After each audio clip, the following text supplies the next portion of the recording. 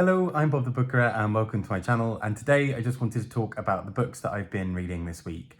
And it's been a fun set of books, a few short ones, a few longer ones, and yeah, just generally a fairly broad range of things, I guess. But yeah, let's get started talking about some of those books, and I hope you're also having a very good week. First up, I read Mike McCormack's This Plague of Souls. And Mike McCormack is known for his book Solar Bones, which was longlisted for the Booker a few years back and also won the Goldsmiths that year. And it's, that itself was a slightly strange, slightly odd book that was told in this very almost kind of run-on sentence kind of way, this very kind of intense narrative. And This Plague of Souls is also sort of experimental in its own way, but just a very interesting book in many ways as well. So the core idea of this book is we are watching as a man who's recently come out of prison has sort of starts receiving these phone calls to his house. And he's basically just moved back after quite a long time away in prison. And so he's found his flat kind of empty, things aren't working. And suddenly there's just this call and somebody seems to know who he is and things about him. And they basically say, we need to meet up. We've got something to talk about. And, that sounds at first like a sort of typical horror film sort of idea and kind of starts almost like that. But I think what then becomes really interesting is we realize how little we know about this protagonist. We start the book, I think, almost assuming that our protagonist is the good guy. We're hearing from him that, he's terrified about receiving these calls and he doesn't want anything to do with it and he doesn't think it's anything to do with him. And we slowly come to find through the conversations he's having that maybe he is less innocent than we thought at first. And what then follows is a story that is really wrapped up in essentially potential crimes around corruption and political scandal and all these other things. And it starts to paint our sort of protagonist in quite a strange light, where we're not sure if he's being put upon and kind of harassed by this caller, or whether really he's the one who's been, in the wrong all this time. And I just think it's a really cleverly done book. I found it really compelling, really interestingly told. The audiobook is how I listen to it, but it's a very solid book, I think, and really the audiobook really drives that kind of tension and drama forward, where it just feels like this really intense sort of mind game almost of a book at times. I just thought this was really, really clever. Next up, on a very different front, I read Greekling by Kostya Tsolakis.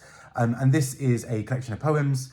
And he is he's a Greek man writing sort of about some of the complications he has between his Greek identity and sort of being someone who grows up, he's in and around London, but also these sorts of various things, kind of as the cover hints at, a lot around sort of the male body and sexuality and the kinds of things around that. It's really well done, I think. I thought some of these poems were really beautiful in their clarity of really focusing in on a feeling of alienation or distance, but also at the same time this real craving for connection. And whether that's connection found through sex and relationships, whether that's connections within family or friends or whatever. I just thought this book handled that so beautifully. And, some of these poems are funny, some of them are sexy, some of them are really quite dark and sad. And I think this book, and this collection especially, really handles that so poignantly of sort of the kind of all the sort of messiness that goes into being a human at times. And on an oddly similar note, Daniel Schreiber's Alone, which is translated by, when I find it, by Ben Fergusson, is a very short book, but a really interesting one as well. He writes really passionately about aloneness, both in terms of isolation, but also in the sense of more like loneliness, but also being alone in terms of having time properly to yourself to rest, to heal, to kind of really work out who you are as a person. And he writes in many interesting ways about various sort of big things. So he talks a lot about the early stages of lockdown and how loneliness there was a sort of a real crisis for a lot of people, but also gave some people the distance from society to really rethink things and refocus. And none of that sounds like particularly new information. Like all of us, know that to some degree. But I think what is really interesting in this book is how he crystallizes that within the experiences of understanding yourself and of rest and of play and all of these other things, which is sort of quite a useful thing for me to be reading right now because I think I'm a bit burnt out. But this is a really interesting book at kind of examining that, and he particularly examines parts of it through the lens of himself as a gay man, and therefore sort of looks at things like shame and how that can play into loneliness and a sense of being alone. I thought that was really well handled, actually, because he talks about how there was a moment where he kind of assumed that everything was fine. He sort of said, well, I didn't really face that much homophobia in my life, so it's fine. But actually hadn't realized that the kind of sense of being an other can often really impact the way that you then perceive yourself as often being alone and set apart from wider society, but also how within that you find communities of like-minded friends, and you sort of find a tribe that almost feel like a family in many ways as well. So I thought this was a really well-handled book, and a really thoughtful examination of something that, in a world where we've had a lot of kind of very cold takes on this, I thought this was a really well-handled book. And a book that actually in many ways was a very natural sort of companion piece to Alone. And we have Raja Shehadeh's Palestinian Walks, Forays into a Vanishing Landscape. And this was published a good few years ago, but this is a book where he talks about his experiences as a Palestinian man of walking through his neighborhood and walking through various parts of Palestine and seeing particularly how bits of that land are being destroyed or reformed or sort of taken over or whatever.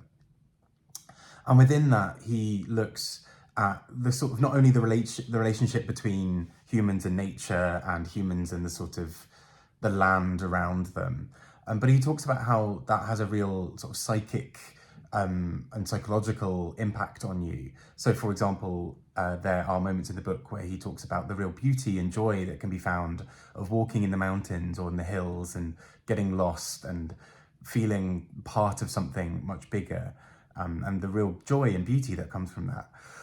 He also talks about the how harmful and how damaging it feels to walk back through an area that you previously associated with calm and peace, and sort of seeing that it is anything but.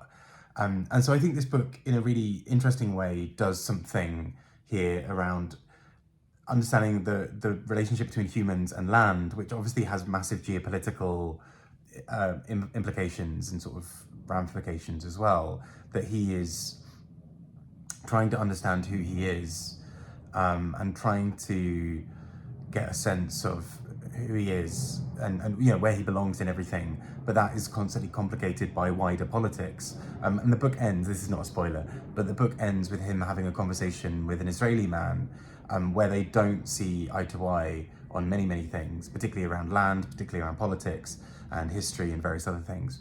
And they sort of suddenly share this moment that's sort of in some ways tied to the land,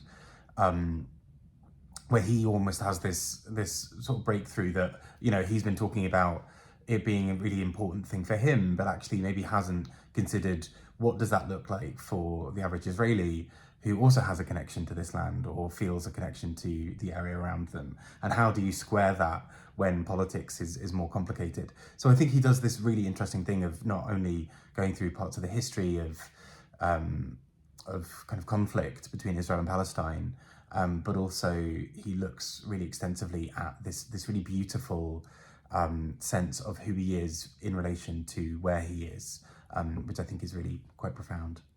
Next up, a book that I wanted to read as part of Fitzjury, and here we are. So Batlava Lake by Adam Mars-Jones. Adam Mars-Jones being an author I've read a few books of before and I've really enjoyed. Batlava Lake I had some mixed feelings towards, mostly really enjoyed. Essentially, it's a very short book. It's just a smidge under 100 pages, and it's a book largely around a a group of people in Kosovo at a very specific time. And in some ways that makes it sound like it's going to be this really dense historical fiction kind of thing, or a book that really focuses on the kind of geopolitics of it. If anything, this book is quite absurd and doesn't really focus on that. It kind of is mostly a group of people who are just living and existing within this place and are trying to get through and understand the various complications around them. So it sort of becomes this sort of wild romp at times of just people like rushing through and having this very odd adventure. There's a real absurdity to it. It in many ways feels, it has some of the same absurdity of some like the Pilcrow novels, of these sort of very bizarre characters who are sort of slightly detached from reality or from what's going on around them, and therefore the book is sort of told through a perspective of somebody who is mostly missing the point, which I found really funny and really interesting in this book. I didn't fully connect to it. I think maybe I'm not fully sure why, but also I did find a lot of the humour in it really quite captivating, and thought this was a really intelligent and thoughtful book in many ways. So yeah, a mixed bag, but overall really enjoyed this book. Last but not least, I read Nick Wallis's book, The Great Post Office Scandal, the fight to expose a multi-million-pound IT disaster which put innocent people in jail. For people who are based in the UK, this has been in the news a fair bit recently. It's been something where recent court cases and a few other things, and a big TV programme talking about those the scandal has sort of really rocked a lot of sort of foundations. But for the uninitiated / the people outside of the UK for whom this is maybe this sounds like it would be the dullest thing ever, of a scandal around a post office. It's, buckle up. It's a really engaging story. I will not do this justice, but let's talk about the book itself. So essentially, long story short, there was an IT system that was implemented in post offices up and down the UK. It caused, basically very soon after its implementation, several problems started to come up. Essentially, what seems to have happened from the story that has come out has been that the post office and Fujitsu, the company who created the terminals, the kind of the technology systems, did not think that the mistakes that were happening were at all due to the technology, and instead blamed the postmasters. The postmasters often went tens of thousands of pounds into debt, if not more. They often lost their reputation. They were sometimes put in jail or arrested. They were seen, the postmaster is meant to be a sort of pillar of the community, and that's how they're chosen. And many of these people were suddenly, had people around in the local area thinking that they had been stealing from them. So a lot of them lost close friends, relationships became really strained, lots of really complicated things came from this.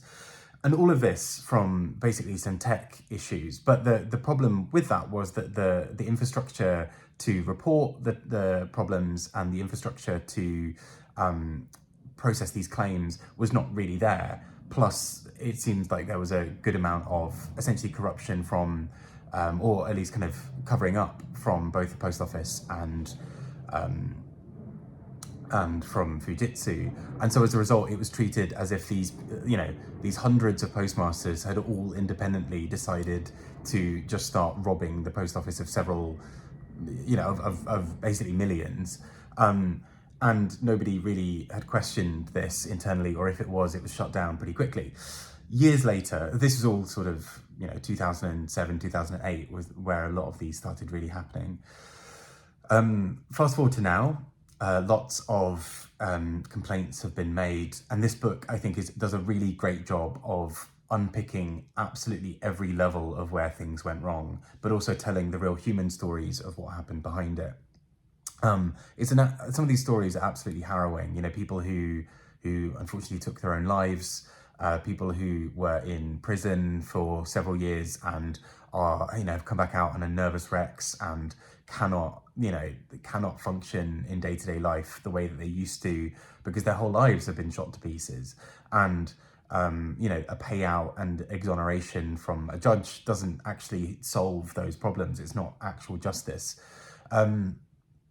And so this book does this fantastic job of telling this story. And at times you do have to remember that this is a real story, because this book almost again reads like a narrative that feels almost like a novel or a kind of thriller in some ways, and you have to remind yourself that these are real people, this all happened, and lives were destroyed as a result of this. And so this book just kind of captures all of this. It's relatively long, but I think it's worth sticking with because of the level of detail and the level of interrogation into what's going on. It's, yeah, I think very well done, and is a very useful way of looking at such a horrific scandal and how it ever came to pass. Yeah, it's a really shocking book in a lot of ways. It's a really difficult read, but I think is really important. Yeah. And anyway, I just highly recommend it. It's a very complicated story in some ways, and it's bizarre to think that this has happened, and that justice has not fully been achieved from this as well. But nonetheless, a really important book. And those are the books that I've read this week. I hope you're keeping really well. I hope you're doing very, I hope you're having a good week. We've finally got some sunlight in the UK, which is a rare thing. And that is doing wonders for helping lift me out of some sort of burnout that I'm in at the moment. I will have the Q&A video time sorted fairly soon. My weeks are just running away from me, and I just need to sit down and properly plan that out. But it will be fairly soon, hopefully within the next couple of weeks. I hope you're all keeping really well. Take care and speak to you all soon. Bye-bye.